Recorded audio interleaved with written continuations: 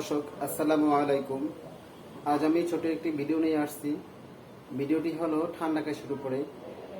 আমাদের ফ্যামিলিতে এরকম দেখা যায় যে ছোট ছোট বাচ্চা থাকে, তাদের ঠান্ডা কাশি লেগেই থাকে। তো এই জন্য আমরা বাসায় সবসময় দুইটা সিরাপ রাখবো। একটি হলো যে অ্যাম্বরক্স ড্রপ কাশির জন্য, আর ঠান্ডার জন্য এলাক্ট্রো ড্রপ। তো এই দুইটা সবসময় বাসায় রাখলে সেক্ষেত্রে আমরা যে কোনো সময় আমরা এই ওষুধগুলো বাচ্চাদেরকে খাওয়াতে পারি। তো এর নিয়ম বা ডোজ হলো যে 6 মাসের নিচে যে বাচ্চারা থাকবে এবং যাদের কাশি থাকবে তাদের 0.5 ml করে এক বেলা খাওয়াবেন, এবং 6 মাসের পরে 1 ml করে 2 বেলা খাওয়াতে পারবেন অ্যাম্বরোস ডোজ। সেক্ষেত্রে কাশি কমে যাবে। আর বিশেষ করে ঠান্ডার জন্য আমরা অ্যালার্টো ডোরো ব্যবহার করতে পারি।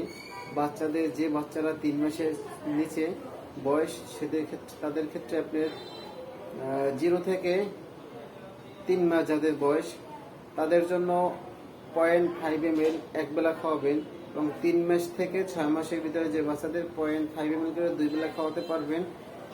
এরপরে সাধারণত বাচ্চাদেরকে সিরাপ খাওয়ানো হয়, হাফ চামচ করে এক বেলা। এই 2 বছরের বেশি হাফ চামচ করে 2 বেলা খাওয়াবেন। কিন্তু মনে রাখবেন, এর জন্য কোনো ঠান্ডা কাশির জন্য কোনো অ্যান্টিবায়োটিক প্রয়োজন হয় না, অ্যান্টিবায়োটিক খাওয়াবো না।